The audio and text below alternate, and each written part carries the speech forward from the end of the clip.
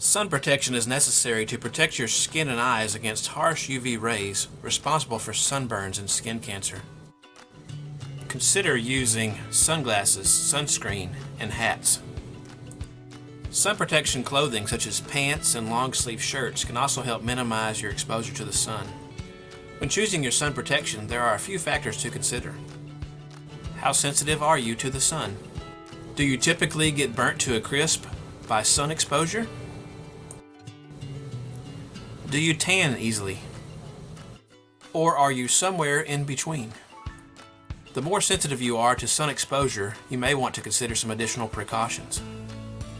A consideration to take into account is, where will you be hiking? Will you be under tree cover most of the time? If you are hiking in the desert or above tree line in alpine areas, you may need to take additional precautions. Even on cloudy days, the sun is still shining. So even if it's colder outside and cloudy, the potential for sunburn is still there. So make sure you use some or potentially a combination of all the sun protection options we are about to cover. Sunscreen. Sunscreen is usually the first thing that comes to mind when people think of sun protection. Just slather it up all over your body and you're set, right? Sometimes this is all you need, but there are a few downsides to sunscreen as your only form of sun protection. Reapplication. If you're sweating up a storm, you have to remember to reapply often. If you're on a long backpacking trip, you need to bring a lot, and those big tubes can add a lot of extra weight to your pack. That may not be weight efficient for the overall benefit.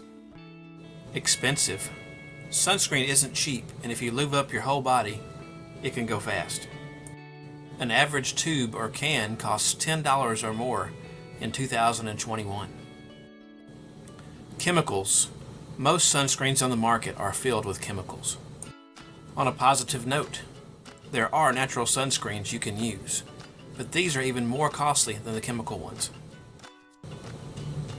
There are many options available. A great option is to mix sunscreen use with other methods. I'm not here to judge if sunscreen is what you choose to use. I will say, though, that anything with an ingredient list longer than a few items and with words you can't pronounce may be a bit questionable to put on your skin. One valuable thing to add when choosing your sunscreen is to be wary of those labeled with super high SPF ratings. This is often misleading and can cause unsafe sun exposure. If you read a sunscreen has an SPF of 70, that must be better than SPF 30, right? Not necessarily. People assume that if it has a higher SPF, one can spend more time in the sun, which ends up causing sun damage. If you're interested in using a natural sunscreen to further protect your skin beyond the measures I list below in the description, I recommend a mineral sunscreen. Mineral sunscreen utilizes physical blockers in the form of minerals like zinc oxide or titanium dioxide, which are naturally broad spectrum. Please see the video description for a list of recommended sunscreen I use and recommend myself. Also, don't forget your lips as well. Sun protective clothing. The most effective approach for preventing excess sun exposure is by covering up. Again, I'm not against sunscreen, but there are other, sometimes better options to maximize the amount of time you can be outside. You can enjoy hiking and other outdoor activities longer by using one or all of the gear suggestions as we get further into our video. Starting from the top of your head, a sun hat is one of the best ways to protect your face. Depending on where you're hiking and if the sun is strong, a sun hat with a wide brim is great. There are many on the market, but I recommend the Outdoor Research Equinox sun hat. It's an affordable, wide-brimmed hat with SPF 50 built in. It's made of nylon and is available in a few variations of size or color to suit any hiker.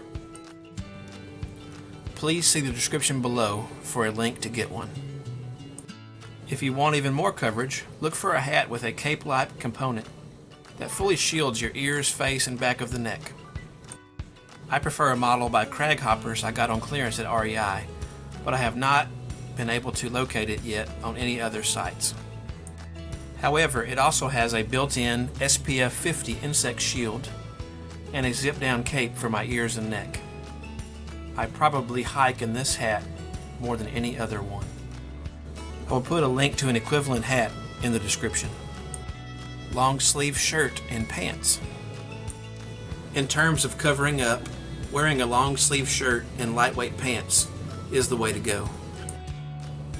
Not only can you skip the sunscreen on your arms and legs, you get the ultimate sun protection. I was strongly interested in Outdoor Research Echo Sun Hoodie, but decided on a similar item from a company I found on Amazon called Leaf. They put out a very comfortable sun hoodie, which is available in a wide variety of colors and sizes. It was more affordable for me at about 1/4 the cost of the OR equivalent. I will put a link in the description and plan on a review of the hoodie as a separate video soon. I know many hikers who wear lightweight pants even when hiking in very hot temperatures, both for sun and insect protection. You might not need this if your legs tan easily and build up enough pigment to prevent sunburn, but it is an option to consider. I usually wear a pair of sporty convertible hiking pants that zip off and become shorts. They are light enough but provide enough additional protection that I like.